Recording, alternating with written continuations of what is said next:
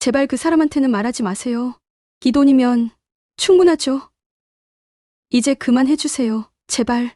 당신이 사라지면 모든 게 끝나요. 제발 살려주세요. 정체 모를 대화가 내 귓가에 울린다.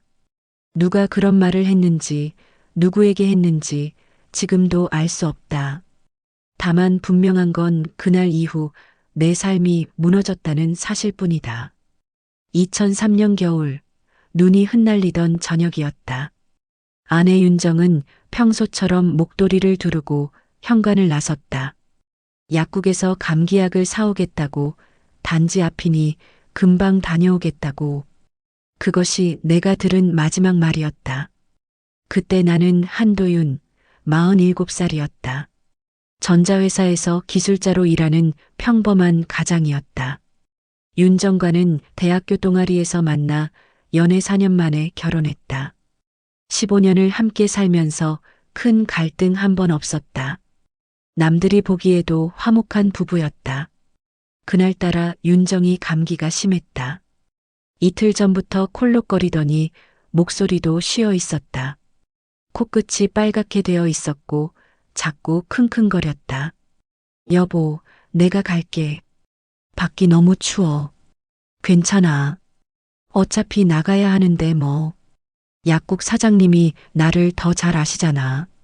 연한 회색 니트에 검은색 청바지, 그 위에 베이지색 롱패딩을 걸쳤다. 목에는 파란색 목도리를 둘렀는데 내가 작년 크리스마스에 선물한 것이었다.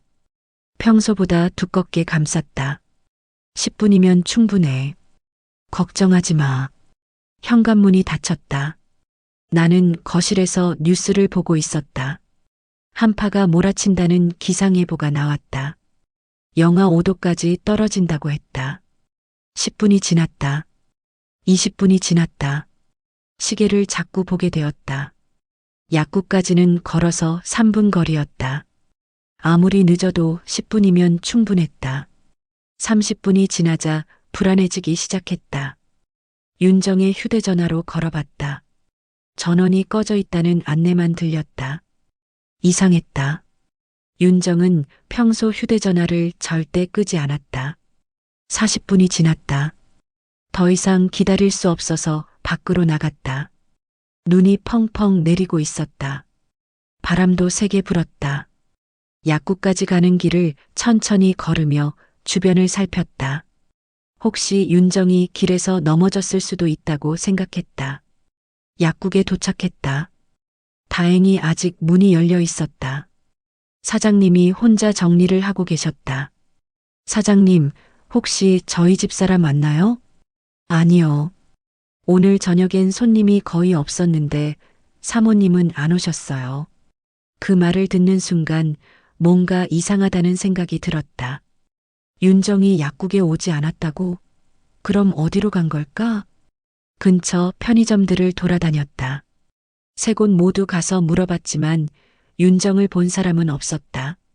아파트 단지 곳곳도 뒤져봤다.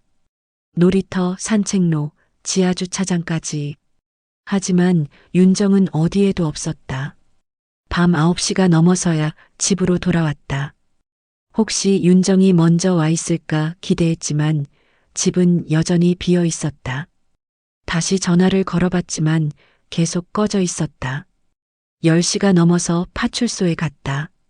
당직 경찰관은 별로 심각하게 받아들이지 않았다. 성인은 하루 정도 지나야 실종 신고를 받을 수 있어요. 부부싸움하고 가출하는 경우가 많거든요. 부부싸움이라뇨?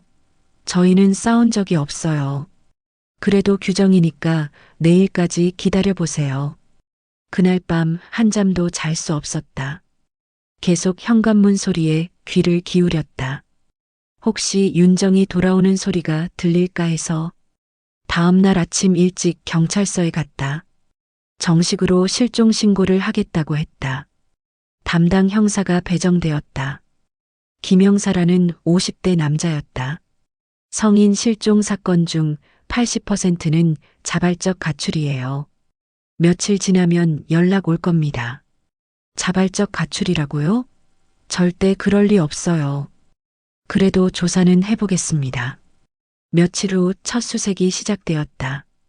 경찰과 소방서 직원들이 아파트 단지 주변을 뒤졌다. 나도 함께 참여했다. 겨울 산속을 하루 종일 헤매며 찾았지만 아무것도 발견할 수 없었다. 일주일이 지났다. 한 달이 지났다. 경찰의 관심은 점점 줄어들었다. 도윤 씨, 이제 현실을 받아들이는 게 어떨까요? 본인 의지로 떠났을 가능성이 높아요. 현실을 받아들이라고요? 제가 어떻게 포기해요? 하지만 더 이상 수사할 단서가 없어요. 결국 사건은 미제로 분류되었다. 나는 혼자서라도 윤정을 찾기로 했다. 전단지를 만들었다.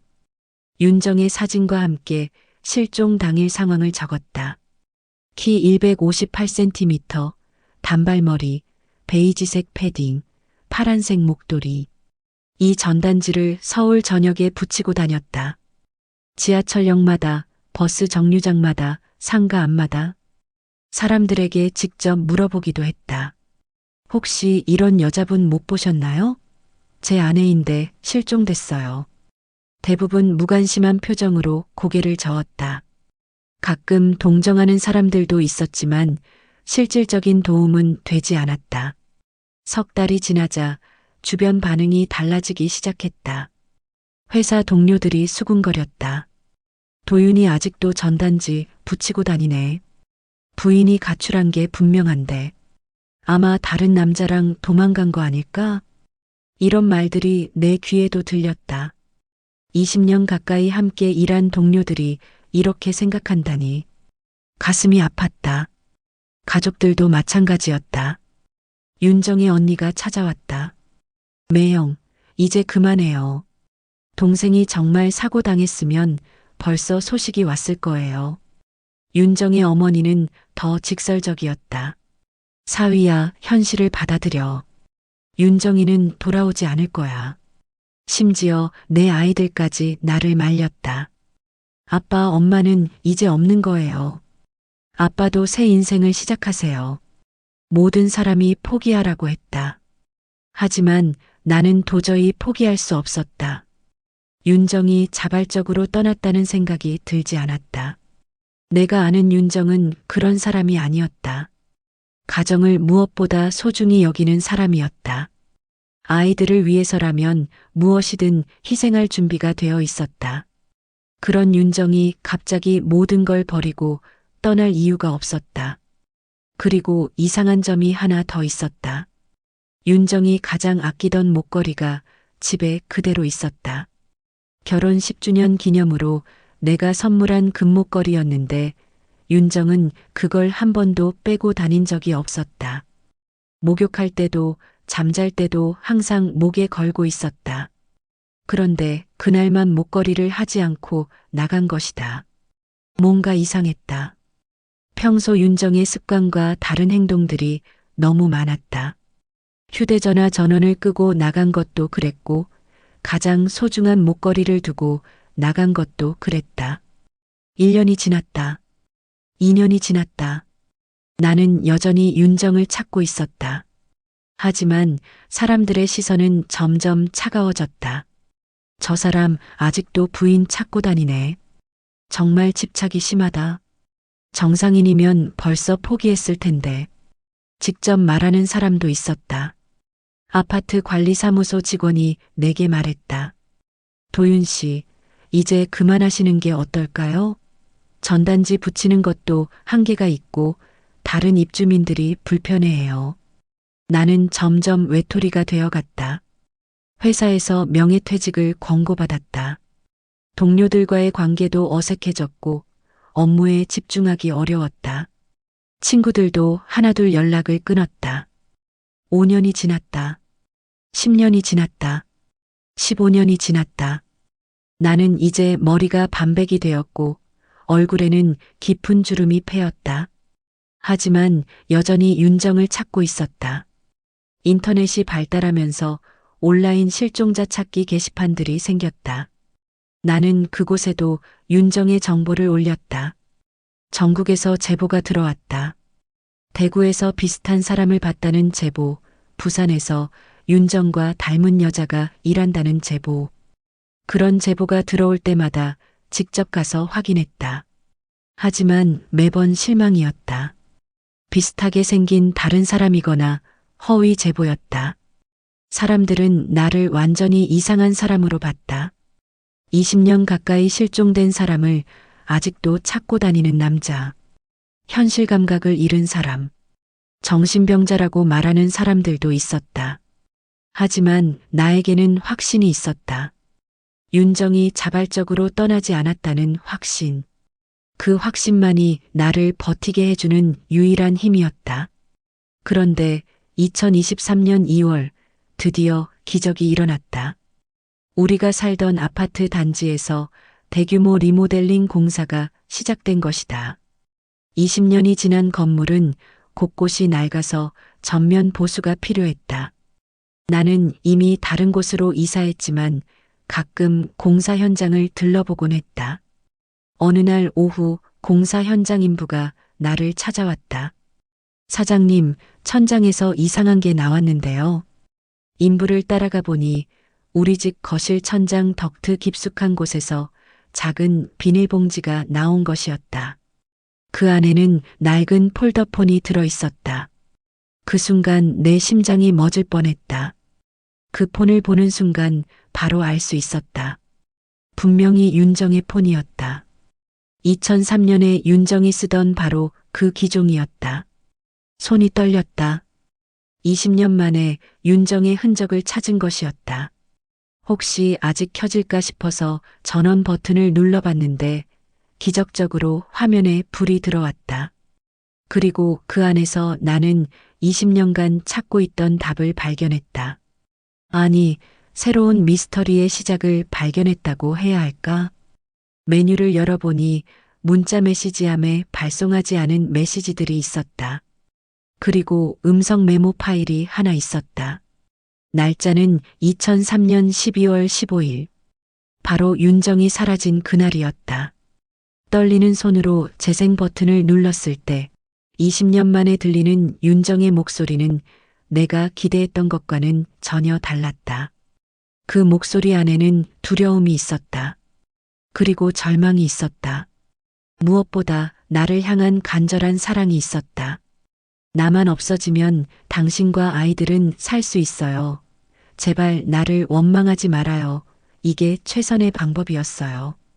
폴더폰 속에서 흘러나오는 윤정의 목소리였다. 20년 만에 듣는 그 음성은 떨리고 있었다. 숨을 헐떡이며 급하게 녹음한 것 같았다. 마치 누군가에게 쫓기듯이. 손바닥 위에 놓인 낡은 폴더폰. 배터리는 부풀어 있었고 화면에는 금이 가 있었다. 하지만 기적적으로 전원이 켜졌다. 2003년형 삼성 폴더폰. 윤정이 쓰던 바로 그 기종이었다. 나는 떨리는 손가락으로 메뉴를 눌렀다.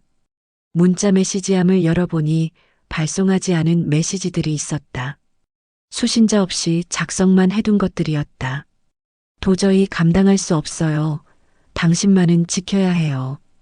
미안해요. 정말 미안해요. 하지만 다른 방법이 없어요. 이 메시지들을 읽는 순간 가슴이 터질 것 같았다. 윤정이 무슨 짐을 혼자 짊어지고 있었던 것일까? 나를 지킨다는 말은 무엇을 뜻하는 걸까? 통화 기록도 확인해 봤다. 마지막 발신 통화가 2003년 12월 15일 오후 5시 40분이었다. 윤정이 사라지기 1시간 전이었다. 번호는 모르는 번호였다. 통화 시간은 3분 20초. 그 번호로 전화를 걸어봤다. 하지만 현재 사용하지 않는 번호라는 안내만 나왔다. 20년이 지났으니 당연한 일이었다. 폰에는 또 다른 흔적들이 있었다. 일정장에 적힌 주소들, 강남의 한 사무실, 그리고 부산의 허름한 동네 식당 이름이 메모되어 있었다. 왜 윤정이 부산의 식당 정보를 갖고 있었을까? 그리고 가장 충격적인 것은 음성 메모였다. 파일이 2개 있었다. 첫 번째는 길이가 40초, 두 번째는 1분 30초였다. 모두 2003년 12월 15일에 녹음된 것이었다. 첫 번째 파일을 재생했다. 윤정의 목소리가 들렸다. 평소와 다르게 떨리고 있었다. 만약 내가 돌아가지 못한다면 이 폰이 단서가 될 거예요. 천장 덕트에 숨겨뒀어요. 도윤아, 제발 나를 찾지 말아요. 위험해요. 음성이 끊어졌다. 나는 숨을 제대로 쉴 수가 없었다. 찾지 말라고? 위험하다고? 무엇이 위험하다는 건가? 두 번째 파일을 재생하려다가 손가락을 멈췄다. 두려웠다. 그 안에 담긴 목소리가 무엇을 말할지 감당할 자신이 없었다. 하지만 20년을 기다렸는데 지금 포기할 수는 없었다. 재생 버튼을 눌렀다. 이번에는 더 긴 녹음이었다. 윤정의 목소리가 더욱 절망적으로 들렸다.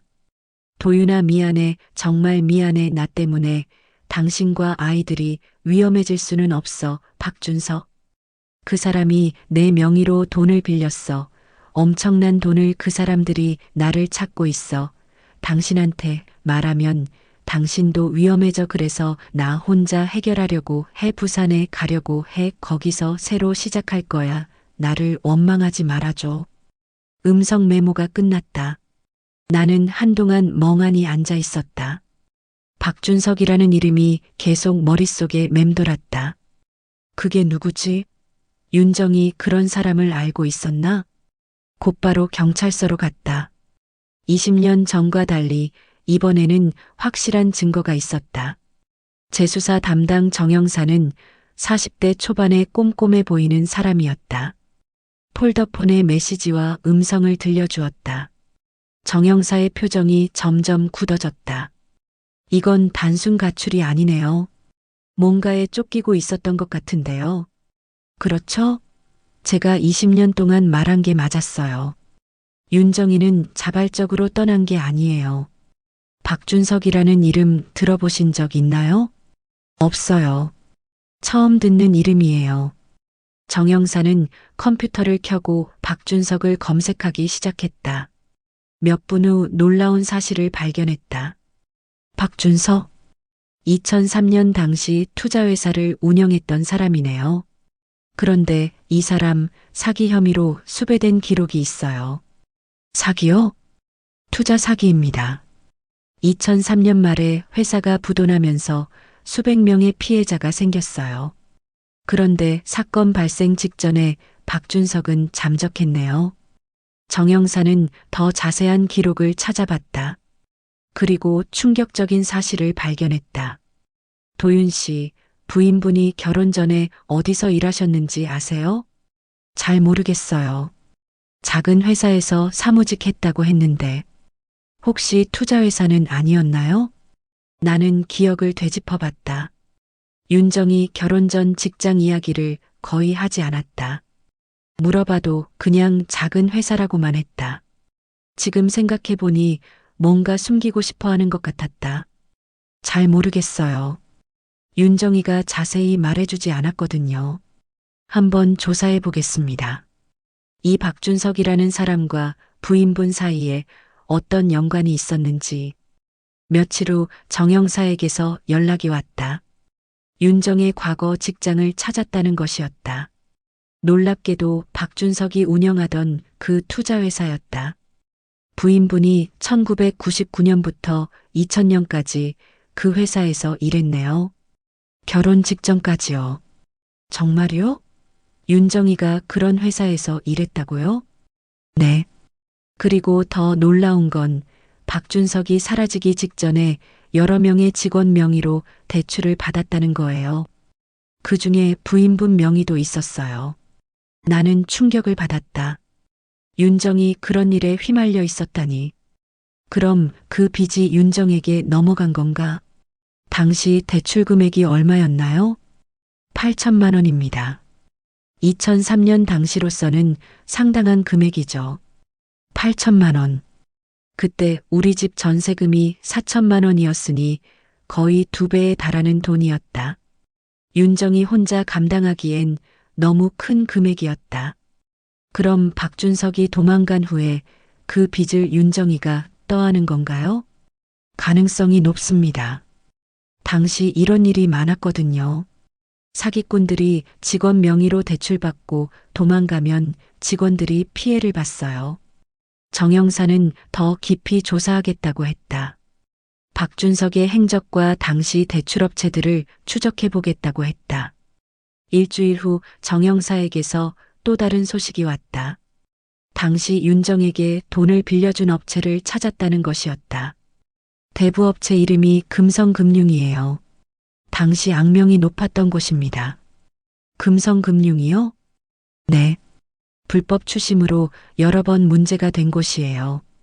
지금은 문을 닫았지만 당시 직원들 몇 명은 아직 그 일을 하고 있을 거예요. 정 형사는 당시 금성금융에서 일했던 사람들의 명단을 구했다. 그 중에서 현재 연락 가능한 사람이 김태수라는 사람이었다. 이 사람을 한번 만나보시겠어요? 물론이죠. 꼭 만나야 해요. 다음 날 정 형사와 함께 김태수를 만나러 갔다. 그는 현재 중고차 매매업을 하고 있었다.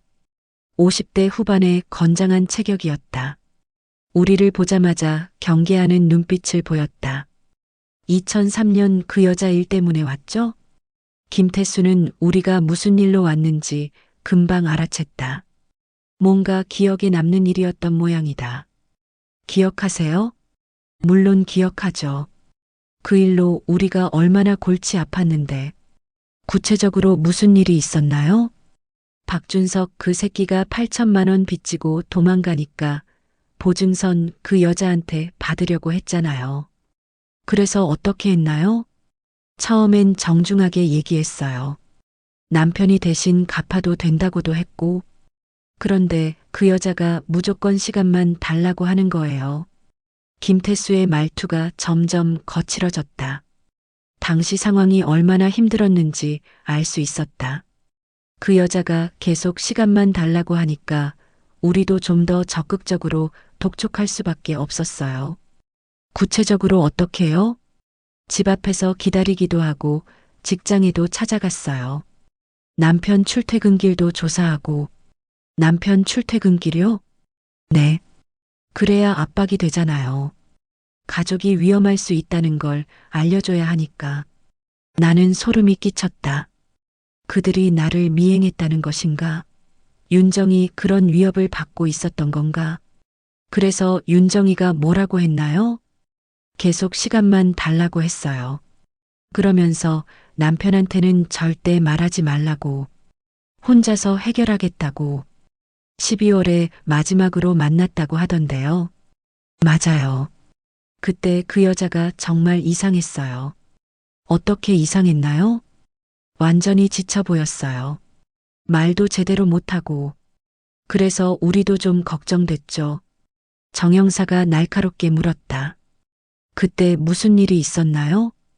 그 여자가 마지막으로 일주일만 더 시간을 달라고 했어요. 뭔가 해결 방법을 찾겠다고. 일주일 후에는 어떻게 됐나요? 연락이 안 됐어요. 집에도 없고 직장에도 안 나오고. 김태수는 그때부터 윤정을 찾으려고 했지만 이미 사라진 후였다고 했다. 결국 돈을 받지 못하고 손해를 봤다고 했다. 혹시 그 여자가 어디로 갔는지 들은 적 있나요? 부산 쪽으로 간다는 소문은 있었어요. 하지만 확실하지 않았죠. 부산이라는 말을 듣는 순간 폴더폰에 저장된 부산 식당 주소가 떠올랐다. 윤정이 정말 부산으로 간 것일까? 김태수와의 만남을 끝내고 나오는 길에 정 형사가 말했다. 이제 전체적인 그림이 보이네요. 부인분이 박준석 때문에 빚을 지게 되었고 그 사채업자들에게 위협을 받았던 거예요. 그래서 윤정이가 나를 지키려고 혼자 사라진 건가요? 그럴 가능성이 높아요. 가족을 지키려고 혼자 모든 걸 감당하려고 했던 거죠. 나는 가슴이 먹먹했다. 20년 동안 나는 윤정이 나를 버리고 떠났다고 생각했다. 하지만 사실은 정반대였다. 윤정이 나와 아이들을 지키려고 희생한 거였다. 부산에 가봐야겠어요. 폴더폰에 있던 그 식당 주소를 확인해 보고 싶어요. 저도 함께 가겠습니다.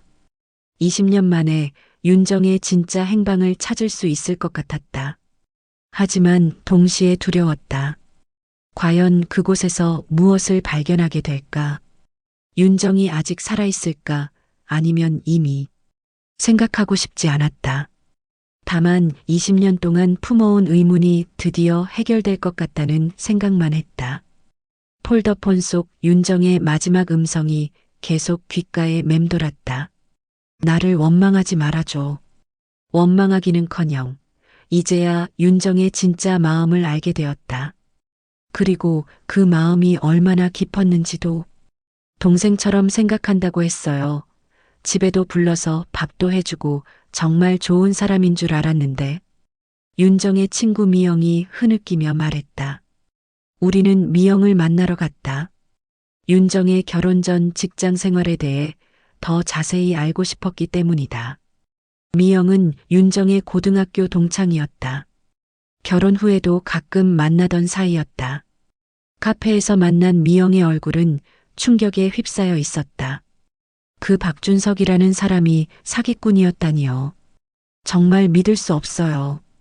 미영아, 윤정이 그 회사에서 일할 때 어땠는지 자세히 말해줄 수 있어? 미영이 기억을 되짚으며 천천히 말하기 시작했다.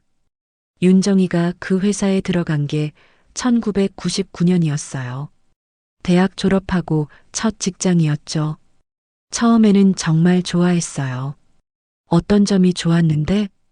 박준석 사장이 윤정이를 정말 아껴줬거든요. 회사에서 제일 어린 직원이었는데 친동생처럼 대해줬다고 했어요. 정영사가 메모하며 물었다. 구체적으로 어떻게 대해줬나요? 회사 일 끝나면 집까지 태워다 주고 명절 때는 선물도 주고 심지어 윤정이 부모님께 인사도 드렸다고 했어요. 그 정도로 가까웠다는 거네요. 네. 윤정이가 그때 정말 행복해했어요. 좋은 직장을 만났다고, 사장님이 아버지 같다고. 그런데 지금 생각해보니 모든 게 계획적이었던 것 같아요. 미영의 말에 따르면 박준석은 윤정뿐만 아니라 다른 젊은 직원들도 비슷하게 대했다고 한다. 특히 가정 형편이 어려운 직원들을 골라서 더욱 친하게 지냈다. 윤정이 집안 형편이 어려웠나요? 그렇지는 않았는데 대학 등록금 때문에 학자금 대출이 좀 있었어요. 그걸 박준석이 알고 있었던 것 같아요. 박준석이 어떻게 그런 개인정보를 알았을까? 입사할 때 신상 명세서에 다 나와 있잖아요. 그리고 박준석이 워낙 직원들 개인사에 관심이 많았어요. 가족 상황, 경제 사정까지 다 파악하고 있었다고 해요. 정영사가 고개를 끄덕였다. 전형적인 사기꾼의 수법이네요. 피해자를 미리 파악해두는 거죠. 미영이 계속해서 당시 상황을 설명했다. 2000년쯤 되니까 회사가 급성장하기 시작했어요. 투자 수익률이 엄청나다고 하면서 투자자들이 몰려왔죠. 윤정이도 투자했나요? 처음에는 안 했어요. 돈이 없으니까. 그런데 박준석이 계속 권유했대요. 확실한 투자처가 있으니 돈을 빌려서라도 투자하라고. 돈을 빌려서까지 투자하라고요? 네. 박준석이 보증을 서주겠다고 했어요. 그리고 몇 개월 안에 2배로 불려주겠다고 약속했대요. 그래서 윤정이 대출을 받은 건가요? 처음에는 거절했어요. 위험하다고 생각했으니까. 그런데 박준석이 계속 설득했대요. 다른 직원들도 다 했다고 하면서 나는 분노가 치밀어 올랐다. 순진한 윤정을 그렇게 속였다니. 박준석이라는 놈이 얼마나 치밀하게 계획했는지 알 수 있었다. 결국 윤정이가 대출을 받은 건가요? 2000년 말쯤에 받았어요. 처음에는 3천만 원. 그 다음에 또 5천만 원. 총 8천만 원을 빌렸어요. 8천만 원을 모두 투자했나요? 그렇게 알고 있어요. 박준석이 관리해준다고 하면서 모든 돈을 맡겼대요. 미영의 증언을 들으니 윤정이 얼마나 철저히 속았는지 알 수 있었다. 박준석은 1년 넘게 윤정의 신뢰를 쌓은 다음 그 신뢰를 이용해 돈을 빼낸 것이었다. 그러다가 언제부터 이상해졌나요? 2001년 중반쯤부터요. 투자 수익금이 나와야 하는데 계속 미뤄졌어요. 박준석이 더 큰 투자처를 찾았다고 하면서 돈을 돌려주지 않았어요. 윤정이 뭐라고 했나요? 처음에는 믿었어요. 박준석을 워낙 신뢰했으니까. 그런데 점점 불안해하더라고요. 정영사가 추가로 물었다. 그때 다른 직원들은 어땠나요? 비슷한 상황이었어요. 모두들 투자금을 돌려받지 못했어요.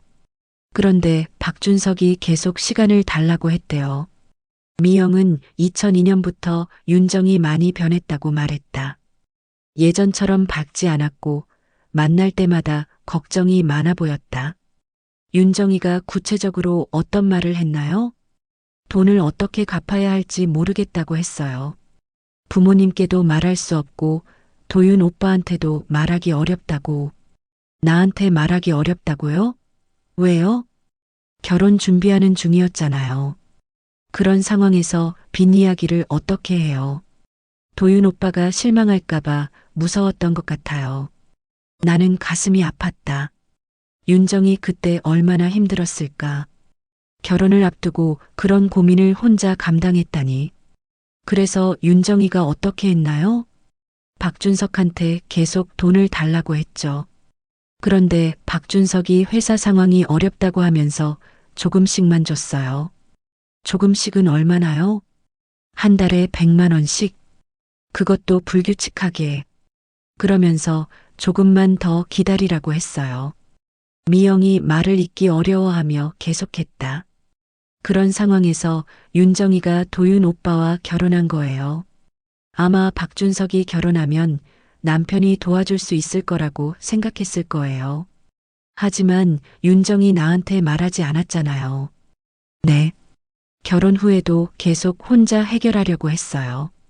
박준석이 곧 해결해 주겠다고 계속 약속했거든요. 정영사가 중요한 질문을 했다.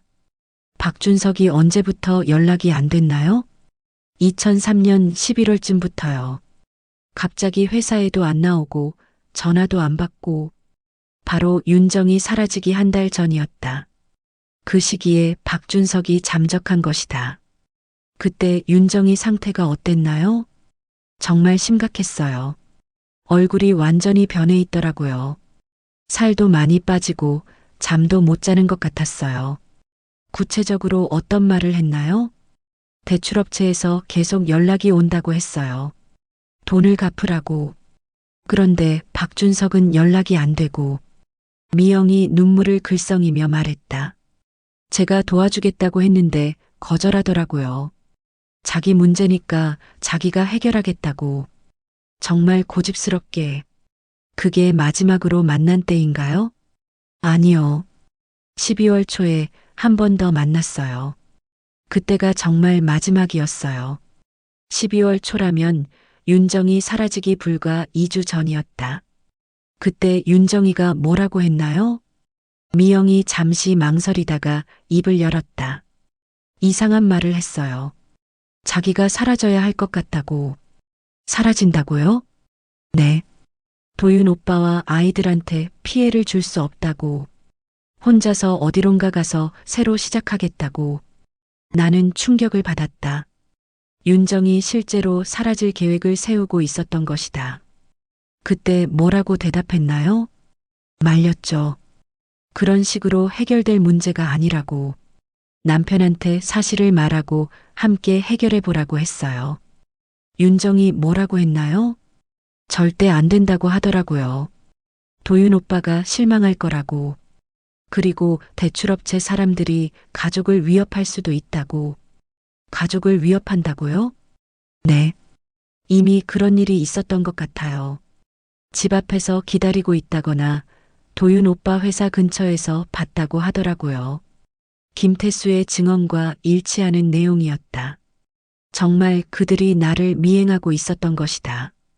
미영이 마지막으로 한 말이 가장 충격적이었다. 윤정이가 그때 정말 이상한 말을 했어요. 자기가 죽으면 보험금으로라도 빚을 갚을 수 있을 텐데 하고. 뭐라고요? 생명보험이 있으니까 자기가 죽으면 보험금이 나온다고. 그걸로 빚을 갚고 남은 돈으로 가족들이 살 수 있을 거라고. 나는 온몸에 소름이 돋았다. 윤정이 그런 생각까지 했던 것인가? 그 말을 듣고 뭐라고 했나요? 미친 소리 하지 말라고 소리쳤죠. 절대 그런 생각하지 말라고. 그랬더니 윤정이가 울면서 농담이라고 했어요. 하지만 농담이 아니었을 것이다. 윤정이 정말 절망적인 상황에 몰려 있었던 것이다. 정영사와 나는 미영과의 만남을 마치고 나왔다. 이제 박준석이라는 인물의 전체적인 모습이 보였다. 전형적인 사기꾼이네요. 젊은 직원들의 신뢰를 얻은 다음 그들 명의로 대출을 받아서 사기를 친 거예요. 그럼 박준석은 지금 어디 있을까요? 찾아봐야죠. 20년이 지났지만 추적해 볼 만한 단서들이 있을 거예요. 며칠 후 정영사에게서 연락이 왔다. 박준석에 대한 추가 정보를 찾았다는 것이었다. 박준석이 2003년 이후 3번 이름을 바꿨네요. 그리고 여러 지역을 돌아다니면서 비슷한 사기를 반복했어요. 아직도 사기를 치고 있다는 말인가요? 그렇습니다. 최근에는 부동산 투자 사기를 하다가 걸렸는데 지금은 구속되어 있어요. 정말요? 그럼 직접 만날 수 있다는 건가요? 네. 교도소에 면회 신청을 해보겠습니다. 일주일 후 우리는 경기도의 한 교도소에 있었다. 20년 만에 박준석을 직접 만나게 된 것이다. 면회실에 나타난 박준석은 60 중반의 초라한 남자였다. 머리는 반백이 되었고 얼굴에는 깊은 주름이 패여 있었다. 우리를 보자마자 당황하는 기색을 보였다. 누구세요? 한윤정 아세요? 박준석의 얼굴이 하얗게 질렸다. 그 반응만으로도 그가 윤정을 기억하고 있다는 걸 알 수 있었다. 윤정이가 어떻게 됐는지 아세요? 모르겠는데요.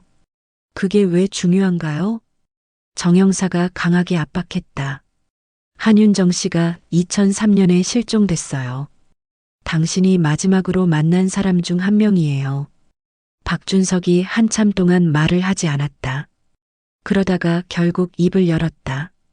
그 일로 아직도 잠을 못 자요. 뭐라고요? 윤정이한테 미안해요. 정말 미안해요. 구체적으로 뭘 했는지 말해보세요. 박준석이 떨리는 목소리로 고백하기 시작했다. 윤정이 명의로 대출을 받았어요. 회사가 어려워지니까 직원들 명의를 빌린 거예요. 얼마나 빌렸나요? 8천만 원이요. 그리고 회사가 부도나면서 윤정이가 그 빚을 떠안게 됐어요. 그래서 어떻게 했나요? 처음에는 제가 갚겠다고 했어요. 시간만 달라고. 하지만 제가 다른 빚도 너무 많아서 결국 도망간 거네요. 어쩔 수 없었어요. 저도 살아야 했으니까. 나는 주먹을 쥐었다. 이 사람 때문에 윤정이 20년 동안 실종된 것이다. 마지막에 윤정을 언제 봤나요? 2003년 12월 초였어요. 윤정이가 저를 찾아왔어요. 뭐라고 했나요? 돈을 어떻게든 갚아달라고 했어요. 대출업체에서 너무 압박한다고. 남편과 아이들까지 위협한다고. 그래서 뭐라고 했나요? 박준석이 고개를 숙였다. 시간을 좀 더 달라고 했어요. 그리고 부산에 아는 사람이 있으니까 거기서 숨어 있으라고 했어요. 부산에서 숨어 있으라고요? 네. 제가 상황을 정리할 때까지 잠시만 피해 있으라고. 그리고 가짜 신분증도 만들어줄 수 있다고 했어요. 가짜 신분증까지 만들어줬나요? 그렇게 약속했어요. 하지만 결국 못 해줬어요. 제가 먼저 도망가야 했으니까. 박준석의 마지막 증언이 가장 충격적이었다. 윤정이가 부산으로 간 건 확실해요. 제가 식당 주소까지 알려줬거든요. 거기서 일하면서 새 삶을 시작하라고 했어요. 그 식당이 어디예요? 정확한 주소는 기억 안 나지만 부산 동구 쪽이었어요. 작은 동네 식당이었죠. 폴더폰에 저장된 부산 주소와 일치하는 증언이었다. 윤정이 정말 부산에 있을 가능성이 높아졌다. 면회를 마치고 나오는 길에 정영사가 말했다. 이제 부산에 가야겠어요. 그 식당을 찾아서 윤정 씨가 정말 거기 있었는지 확인해 보죠. 나는 가슴이 두근거렸다. 20년 만에 윤정의 행방을 찾을 수 있을 것 같았다. 하지만 동시에 두려웠다. 과연 윤정이 아직 살아있을까? 아니면 이미 생각하고 싶지 않았다. 다만 마침내 20년간의 미스터리가 해결될 것 같다는 생각에 설레었다. 남편 출퇴근길 다 알고 있어. 아이들 학교도 다 안다. 매일 지켜보고 있으니까 함부로 행동하지 마. 김태수가 윤정에게 했던 말이다. 정영사가 김태수를 다시 불러서 더 자세한 증언을 듣고 있었다. 이번에는 녹음기를 틀어놓고 정식 조사를 진행했다. 구체적으로 어떤 식으로 위협했나요? 김태수가 불편한 표정을 지었다. 하지만 이미 여기까지 온 상황에서 숨길 수는 없었다. 처음에는 정말 정중하게 했어요. 그냥 빚 독촉 수준이었죠. 언제부터 본격적인 압박이 시작됐나요? 2003년 10월쯤부터요. 박준석이 연락이 안 되니까 우리도 초조해졌거든요. 김태수의 증언에 따르면 그들은 체계적으로 윤정을 압박했다. 먼저 윤정의 일상을 파악하는 것부터 시작했다. 그 여자 하루 일과를 다 조사했어요. 몇 시에 일어나고, 뭘 하고, 어디를 다니는지. 어떻게 조사했나요? 사람을 붙여서 미행했죠. 일주일 정도 지켜보면 패턴이 나와요. 나는 소름이 끼쳤다. 윤정이 그런 미행을 받고 있었다니. 전혀 몰랐다. 남편과 아이들도 조사했나요? 당연하죠. 남편 회사 위치, 출퇴근 시간, 아이들 학교 다 파악했어요. 정영사가 날카롭게 물었다. 왜 그런 정보가 필요했죠? 압박용이에요. 가족이 위험할 수 있다는 걸 알려줘야 하니까. 구체적으로 어떤 압박을 했나요? 김태수가 잠시 망설이더니 입을 열었다. 집 앞에서 기다리기도 하고 남편 회사 근처에 사람을 세워두기도 했어요. 내가 다니던 회사 근처에 그들이 있었다는 말인가? 그런데 나는 전혀 몰랐다. 제가 그런 사람들을 못 봤는데요. 못 보게 하는 게 목적이에요. 들키면 안 되니까. 그냥 지켜보고 있다는 걸 그 여자만 알게 하는 거죠. 어떻게 윤정만 알게 했나요? 전화로 알려줬어요. 당신 남편이 지금 몇 호선 지하철 타고 있다. 아이가 몇 시에 학교에서 나왔다. 이런 식으로요. 나는 주먹을 꽉 쥐었다. 그들이 나와 아이들을 그렇게 감시하고 있었다니. 윤정이 어떤 반응을 보였나요? 완전히 겁에 질렸죠. 목소리가 떨리고 울면서 빌더라고요. 뭐라고 빌었나요? 가족들한테는 손대지 말라고. 자기가 다 책임질 테니까 시간만 달라고. 김태수는 당시 윤정의 상태가 얼마나 심각했는지 자세히 설명했다. 그 여자가 점점 이상해지더라고요. 처음에는 그래도 당당했는데 나중에는 완전히 다른 사람이 됐어요. 어떻게 다른 사람이 됐나요? 말도 제대로 못하고 계속 떨고 전화 받을 때마다 울었어요. 전화를 자주 했나요? 매일 했죠. 하루에 두세 번씩. 언제 돈 갚을 거냐고. 그런 상황이 얼마나 계속됐나요? 2달 정도요. 10월부터 12월까지. 정영사가 중요한 질문을 했다. 다른 업체에서도 비슷하게 압박했나요? 김태수의 얼굴이 어두워졌다. 그게 문제였어요. 우리만 그런 게 아니었거든요. 무슨 뜻인가요? 박준석이 여러 곳에서 돈을 빌렸어요. 그 여자 명의로. 우리는 8천만 원이었는데 다른 곳에서도 빌렸더라고요. 다른 곳에서는 얼마나 빌렸나요? 정확히는 모르지만 최소 5천만 원은 더 있었을 거예요. 그럼 총 빚이 1억 3천만 원이라는 건가요? 그 정도 될 거예요. 어쩌면 더 많을 수도 있고. 나는 충격을 받았다. 1억이 넘는 빚을 윤정이 혼자 감당해야 했다니. 다른 업체들도 비슷하게 압박했나요? 훨씬 심했어요. 우리는 그래도 양심적인 편이었거든요. 양심적이라고요? 네. 직접적인 폭력은 안 썼으니까. 다른 곳들은 달랐어요. 다른 곳들은 어떻게 했나요? 김태수가 말하기 꺼려하는 기색을 보였다. 하지만 정영사가 계속 압박하자 결국 입을 열었다. 동대문에 있는 업체는 정말 무서운 곳이었어요. 거기서 4, 5천만 원 빌렸거든요. 그 업체 이름이 뭐죠? 황금사금융이에요. 지금은 없어졌지만 당시에는 정말 악명 높은 곳이었어요. 어떻게 악명이 높았나요? 사람을 직접 납치하기도 했어요. 며칠 동안 가둬두고 협박하고. 그 업체에서도 윤정을 협박했나요? 당연하죠. 우리보다 훨씬 심하게. 집에 빨간 페인트 뿌리고 아이들 사진 보내면서 위협하고. 아이들 사진을 어떻게 구했나요? 학교 앞에서 찍은 거죠. 그리고 그 사진에 빨간 줄 그어서 보냈어요. 나는 온몸에 소름이 돋았다. 그들이 우리 아이들 사진까지 찍어서 위협했다니. 윤정이 그 사진을 받고 어떤 반응을 보였나요?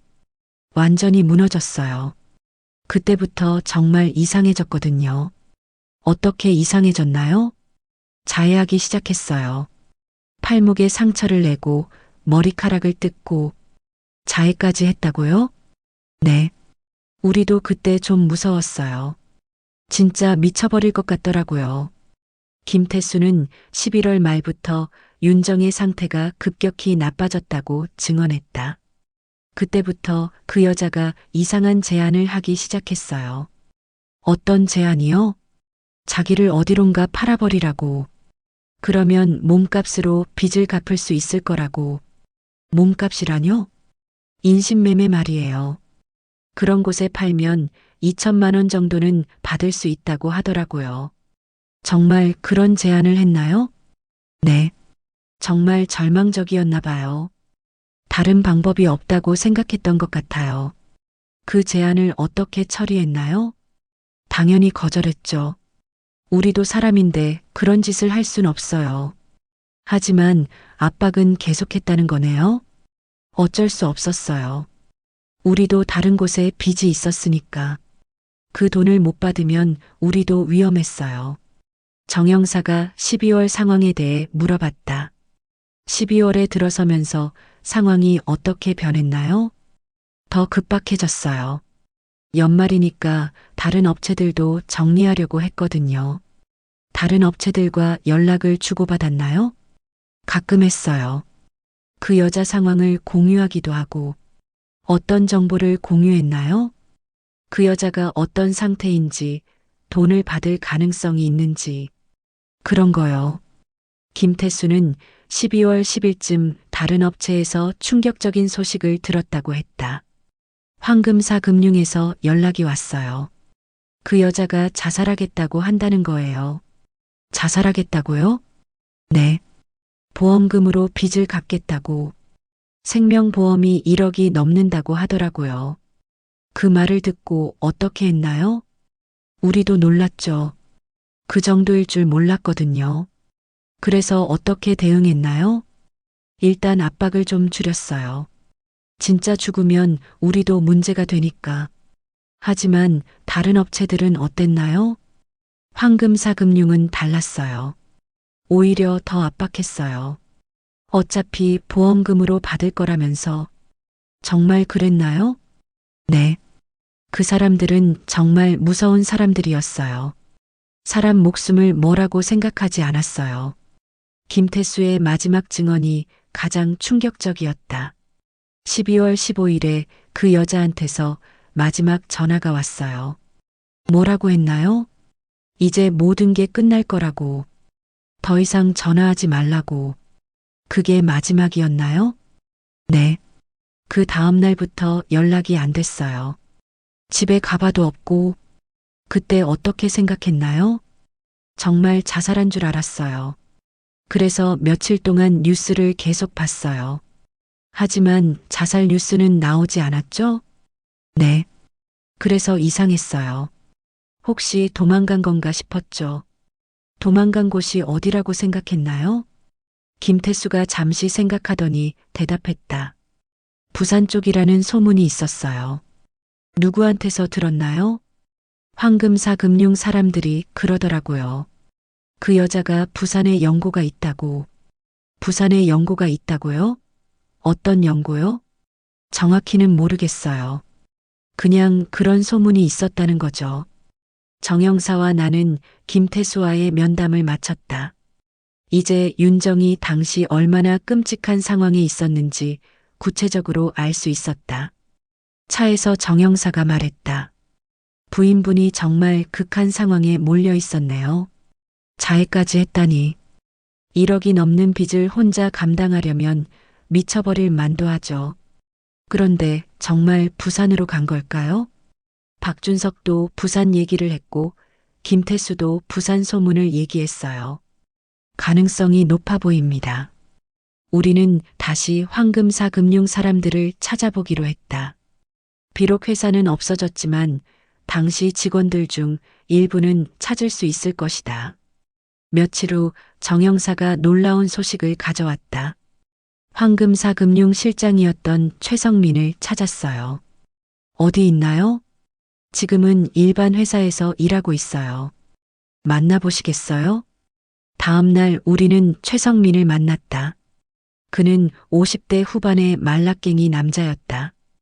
우리를 보자마자 경계하는 눈빛을 보였다. 한윤정이라는 여자 기억하세요? 최성민의 얼굴이 굳어졌다. 그 일은 말하고 싶지 않아요. 왜요? 너무 끔찍했거든요. 지금도 악몽에 나와요. 구체적으로 뭐가 끔찍했나요? 최성민이 한참을 망설이다가 입을 열었다. 그 여자가 정말 죽으려고 했어요. 진짜로. 어떻게 알았나요? 직접 봤거든요. 12월 14일에 한강에서. 한강에서 뭘 했나요? 다리 위에 올라가 있더라고요. 뛰어내리려고. 그걸 어떻게 봤나요? 우리가 미행하고 있었거든요. 그런데 갑자기 한강으로 가더라고요. 그래서 어떻게 했나요? 말렸죠. 죽으면 우리도 문제가 되니까. 최성민의 증언은 충격적이었다. 윤정이 정말 자살을 시도했다는 것이다. 그 여자가 뭐라고 했나요? 더 이상 살 수 없다고 했어요. 가족들한테 피해만 주고 있다고. 그래서 뭐라고 대답했나요? 다른 방법이 있다고 했어요. 부산에 가서 새로 시작하라고. 부산 가라고 직접 말했나요? 네. 거기서 몇 년 있으면서 돈을 벌어서 갚으라고 했어요. 구체적으로 어떤 일을 하라고 했나요? 최성민이 말하기 꺼려 했다. 하지만 정영사의 압박에 결국 답했다. 룸살롱에서 일하라고 했어요. 거기서 일하면 빚을 갚을 수 있다고. 룸살롱이라고요? 네. 부산에 아는 사람이 있었거든요. 거기 사장한테 부탁해서 일자리를 구해주겠다고 했어요. 그래서 윤정이 뭐라고 했나요? 처음에는 거절했어요. 그런 일은 할 수 없다고. 어떻게 설득했나요? 다른 방법이 없다고 했어요. 죽든지 아니면 부산에 가든지 둘 중 하나라고. 윤정이 결국 동의했나요? 12월 15일에 마지막으로 만났는데 그때 동의했어요. 그날이 바로 윤정이 사라진 날이었다. 그날 구체적으로 뭐라고 했나요? 부산에 가겠다고 했어요. 하지만 조건이 있다고 하더라고요. 어떤 조건이요? 가족들한테는 절대 연락하지 말라고. 자기가 죽은 것처럼 생각하라고. 그 조건을 받아들였나요? 네. 어차피 돈만 받으면 되니까 상관없었어요. 최성민의 마지막 증언이 모든 퍼즐을 완성했다. 그날 밤 부산으로 보냈어요. 지인이 운영하는 식당에서 설거지부터 시작하라고 했어요. 식당이요? 룸살롱이 아니라요? 일단 식당에서 적응하고 나중에 룸살롱으로 옮기기로 했어요. 그 식당 주소를 기억하세요? 부산 동구 초량동이었어요. 정확한 주소는 모르겠지만 작은 동네 식당이었어요. 폴더폰에 저장된 주소와 일치했다. 드디어 윤정의 행방을 찾을 실마리를 얻었다. 그 이후에 윤정과 연락한 적 있나요? 없어요. 약속대로 연락하지 않았어요. 돈은 받았나요? 한 푼도 못 받았어요. 그래서 손해본 거죠. 면담을 마치고 나오는 길에 나는 복잡한 심정이었다. 윤정이 나와 아이들을 지키려고 그런 극단적인 선택을 했다니. 정영사가 말했다. 이제 부산에 가야겠어요. 20년이 지났지만 흔적이 남아있을 수도 있어요. 정말 윤정이 아직 거기 있을까요? 모르겠어요. 하지만 확인해 봐야죠. 다음 날 우리는 부산으로 향하는 KTX에 올랐다. 20년간의 미스터리가 드디어 해결될 것 같았다. KTX에서 내려 부산역에 도착한 것은 오후 2시였다. 정영사와 나는 택시를 타고 초량동으로 향했다. 오래된 주택가 사이로 난 좁은 골목길을 따라 들어가니 작은 식당이 보였다. 대박 식당. 낡은 간판에 페인트가 벗겨져 있었다. 유리창 너머로 안을 들여다보니 몇 개의 테이블과 주방이 보였다. 그리고 싱크대 앞에서 설거지를 하는 여성의 뒷모습이 보였다. 심장이 터질 것 같았다. 그 뒷모습이 너무나 익숙했다. 20년이 지났지만 알 수 있었다. 윤정이었다. 정영사가 내 팔을 잡았다. 진정하세요. 일단 확인부터 해야죠. 우리는 식당 문을 밀고 들어갔다. 방울소리가 쨍그랑 울렸다. 설거지를 하던 여성이 고개를 돌렸다. 순간 시간이 멈춘 것 같았다. 윤정이었다. 머리는 하얗게 새었고 얼굴에는 깊은 주름이 있었지만 분명히 내 아내였다. 윤정은 나를 보자마자 놀란 표정을 지었다. 그리고 곧 창백해졌다. 손에 들고 있던 그릇이 바닥에 떨어져 깨졌다. 어떻게 여기를. 윤정이 뒷걸음질 쳤다. 도망가려는 것 같았다. 하지만 주방 구석에 막혀서 더 이상 물러날 곳이 없었다. 윤정아 나야 도윤이야. 나는 천천히 다가갔다. 윤정은 벽에 등을 대고 서서 고개를 저었다. 저는 김순자예요. 다른 사람과 착각하신 것 같은데요. 목소리가 떨리고 있었다. 20년이 지났지만 윤정의 목소리를 알아 못할 리 없었다. 정영사가 가방에서 낡은 폴더폰을 꺼냈다. 이 폰 아세요? 윤정의 눈이 커졌다. 폴더폰을 보는 순간 더 이상 숨길 수 없다는 표정을 지었다. 어디서 그걸? 천장 덕트에 숨겨두셨죠. 20년 만에 발견했어요. 정영사가 폴더폰을 켜서 음성 메모를 재생했다. 윤정의 목소리가 흘러나왔다. 만약 내가 돌아가지 못한다면 이 폰이 단서가 될 거예요. 도윤아 제발 나를 찾지 말아요. 위험해요. 자신의 목소리를 들은 윤정의 눈에서 눈물이 흘러내렸다. 더 이상 부정할 수 없었다. 어떻게 찾았어요? 20년이나 지났는데. 나는 윤정에게 다가가서 손을 잡으려고 했다. 하지만 윤정이 손을 뒤로 뺐다. 만지지 마세요. 더러워져요. 무슨 소리야. 너는 내 아내잖아. 아니에요. 이제는 아니에요. 한윤정은 20년 전에 죽었어요. 윤정이 울면서 말했다. 그 모습을 보니 가슴이 찢어지는 것 같았다. 식당 주인 아주머니가 뒤에서 나타났다. 60대 정도 되어 보이는 분이었다. 무슨 일이에요, 순자야? 아무것도 아니에요, 사장님. 윤정이 급하게 대답했다. 하지만 아주머니는 이상하다는 표정을 지었다. 정 형사가 신분증을 보여주며 상황을 설명했다. 경찰입니다. 실종 사건 때문에 왔어요. 실종 사건이요. 네, 이 여성은 20년 전에 실종된 한윤정 씨입니다. 아주머니가 깜짝 놀랐다. 순자가 실종자라고요? 그럴 리가 없는데. 순자가 언제부터 여기서 일했나요? 20년 전부터요. 처음에는 몸이 많이 아팠어요. 기억도 잃어버린 것 같고. 기억을 잃었다고요? 내 자기가 누군지도 모르겠다고 하더라고요. 그래서 순자라는 이름을 지어줬어요. 윤정이 기억상실인 척했던 것이다. 새로운 삶을 시작하기 위해서 정 형사가 윤정에게 물었다. 정말 기억을 잃으신 건가요? 윤정이 한참을 망설이다가 고개를 저었다. 아니요, 다 기억해요. 모든 걸 기억해요. 그럼 왜 기억상실인 척했나요? 살고 싶었어요. 김순자로 살고 싶었어요. 윤정이 주저앉으며 울기 시작했다. 20년 동안 억눌러왔던 감정이 한꺼번에 터져 나오는 것 같았다. 나는 윤정 옆에 앉았다. 이번에는 손을 빼지 않았다.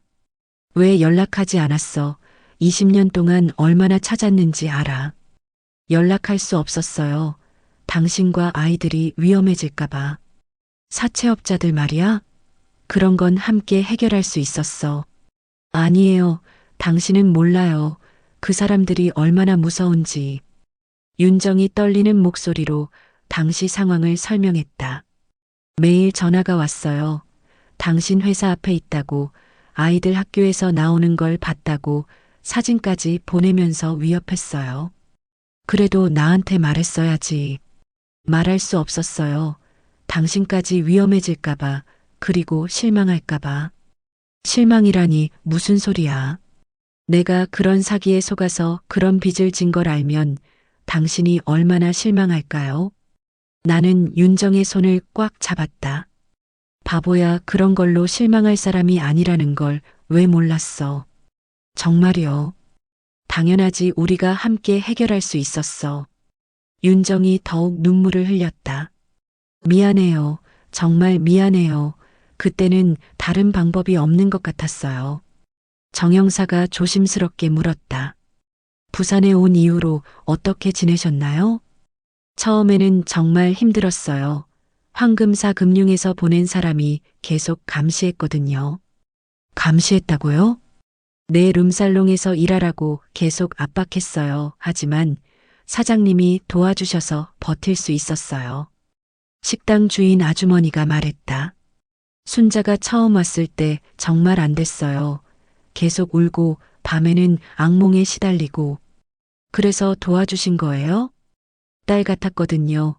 그리고 정말 열심히 일했어요. 20년 동안 하루도 빠지지 않고. 윤정이 아주머니를 보며 말했다. 사장님이 정말 많이 도와주셨어요. 진짜 어머니 같으셨어요. 그런데 왜 연락을 안 했어요? 나중에라도? 윤정이 고개를 숙였다. 시간이 너무 많이 지났어요. 그리고 당신이 새로운 삶을 살고 있을 거라고 생각했어요. 새로운 삶이라니, 나는 20년 동안 너만 찾았어. 정말이요? 정말이야. 하루도 포기한 적이 없어. 윤정이 내 손을 꽉 잡았다. 아이들은 어떻게 지내요? 다 컸어. 큰애는 결혼해서 아이도 있고 둘째는 직장 다녀. 손자가 있다고요? 응, 너 닮아서 정말 예뻐. 윤정이 웃으면서 울었다. 보고 싶어요. 정말 보고 싶어요. 그럼 이제 집으로 가자. 윤정이 잠시 망설였다. 갈 수 있을까요? 20년 만에. 당연하지, 우리 집이잖아. 하지만 나는 이미 다른 사람이에요. 김순자라는 사람으로 20년을 살았어요. 상관없어. 너는 내 아내 한윤정이야. 정 형사가 말했다. 법적인 문제는 해결해 드릴게요. 신분 회복은 가능합니다. 윤정이 사장님을 보았다. 사장님, 죄송해요. 거짓말해서. 아주머니가 윤정을 안아주었다. 괜찮아, 순자야. 아니, 윤정아, 이제 진짜 가족품으로 돌아가렴. 정말 괜찮아요? 너 같은 딸 만나서 20년 동안 행복했어. 이제 진짜 행복해질 시간이야. 윤정이 아주머니께 깊이 인사했다. 정말 감사했어요. 사장님 덕분에 살 수 있었어요. 우리는 그날 저녁 부산에서 하루 더 머물렀다. 윤정이 사장님과 작별 인사를 하고 짐을 정리하는 시간이 필요했다. 호텔에서 윤정과 오랜 이야기를 나눴다. 정말 힘들지 않았어? 처음 몇 년은 정말 힘들었어요.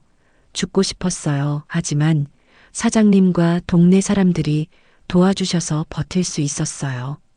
나를 원망하지는 않았어? 원망할 게 뭐 있어요? 내가 잘못한 건데. 잘못한 게 아니야. 너는 속은 거야. 어쨌든 당신과 아이들을 위험하게 만들 뻔했어요. 그런 건 중요하지 않아. 이제 함께 있으면 돼. 윤정이 내 손을 잡았다. 당신 손이 많이 거칠어졌네요. 너를 찾느라 고생했거든.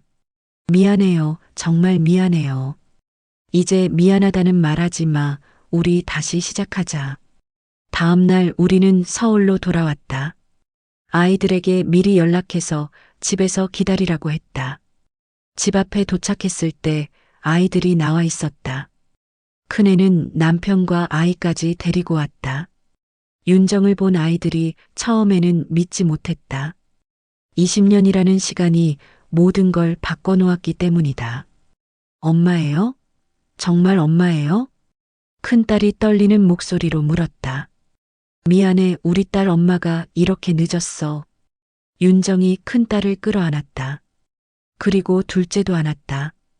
정말 많이 컸구나. 엄마가 못 봐서 미안해. 둘째가 울면서 말했다. 엄마 어디 갔어요? 왜 연락도 안 했어요? 미안해, 정말 미안해. 엄마가 잘못했어. 손자를 본 윤정의 반응이 가장 컸다. 이 아이가 우리 손자예요?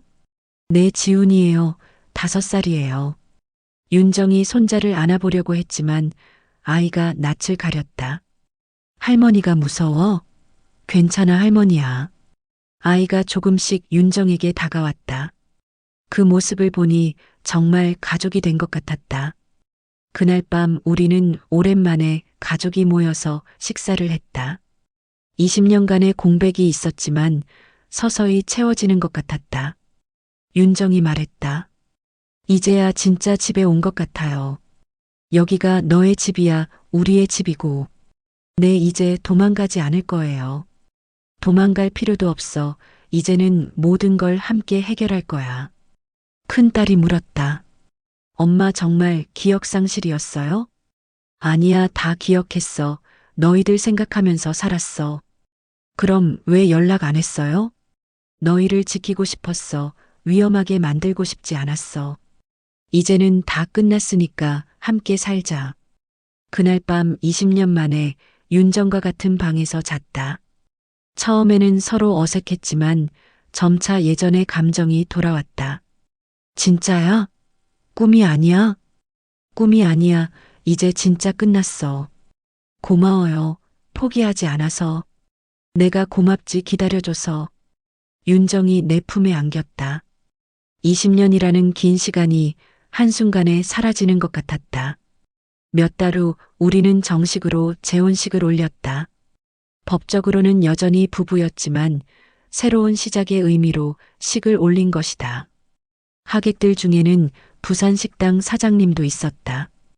윤정을 20년 동안 돌봐준 분이었다. 축하해, 윤정아, 정말 잘 됐다. 사장님 덕분이에요. 정말 감사해요. 우리 가족이 되어줘서 고마웠어. 이제 진짜 가족과 행복해라. 그 자리에서 윤정이 모든 하객들 앞에서 말했다. 20년 전 저는 어리석은 선택을 했습니다. 하지만 그 선택 덕분에 제가 진짜 소중한 게 무엇인지 알게 되었어요. 가족의 소중함, 사랑의 의미, 이제는 절대 혼자 짐을 지지 않겠습니다. 함께 나눠지겠습니다. 박수 소리가 울려 퍼졌다. 나도 마이크를 잡았다. 20년 동안 아내를 찾으면서 저도 많이 깨달았습니다. 진정한 사랑은 상대방을 소유하는 게 아니라 함께 성장하는 것이라는 걸, 혼자 견디는 게 아니라 함께 짐을 나누는 것이라는 걸. 우리 앞으로는 어떤 일이 있어도 함께 해결해 나가겠습니다. 그날 윤정이 내게 말했다. 당신을 만나서 정말 행복해요. 나도 마찬가지야. 다시 만나서 더 행복해. 이제는 정말 끝난 걸까요? 끝났어. 새로운 시작이야. 우리는 손을 맞잡고 새로운 인생을 시작했다. 20년간의 아픔은 사라지지 않았지만 그 아픔을 함께 나누니 견딜만 했다. 가끔 윤정이 악몽을 꾸기도 했다. 사채업자들이 나타나는 꿈이었다. 그럴 때마다 나는 윤정을 안아주며 말했다. 괜찮아. 이제는 내가 지켜줄게. 정말요? 정말이야. 다시는 혼자 두지 않을게. 그렇게 우리는 진정한 재회를 했다. 그리고 깨달았다. 사랑은 혼자 버티는 게 아니라 함께 짐을 나누는 것임을. 그로부터 1년 후 봄바람이 불어오는 저녁, 우리 집 거실 창가에 앉아 윤정과 함께 차를 마셨다. 20년 전에는 상상할 수 없었던 순간이었다. 아이들은 이제 어른이 되었고 손자가 집안을 뛰어다니며 웃음소리를 퍼뜨렸다. 윤정은 창가에 앉아 해맑게 웃으며 말했다. 이제야 진짜 집에 돌아온 것 같아요. 나는 윤정의 손을 꼭 잡았다. 돌아온 게 아니라 원래 내 자리는 여기였어. 우리 곁이었지. 그 순간 손자가 달려와 윤정의 무릎에 안겼다. 할머니, 내일 유치원 발표에 꼭 와야 해요. 윤정은 눈가가 젖어들며 고개를 끄덕였다. 그래, 할머니가 꼭 가줄게. 이제는 어디에도 가지 않아. 웃음과 눈물이 동시에 번졌다. 20년이라는 공백은 지울 수 없었지만 그 세월을 함께 메우며 앞으로의 시간을 살아가면 된다는 걸 우리는 알았다. 사랑은 완벽한 사람이 되는 게 아니었다. 사랑은 서로의 짐을 함께 나누는 것, 넘어져도 다시 일으켜 세워주는 것, 그리고 무엇보다 끝내 포기하지 않는 것이었다. 나는 속으로 다짐했다. 이제 다시는 윤정을 혼자 두지 않겠다고. 창밖으로 석양이 물들었다. 붉게 물든 하늘빛 속에서 우리는 드디어 새로운 하루를 맞을 준비가 되어 있었다.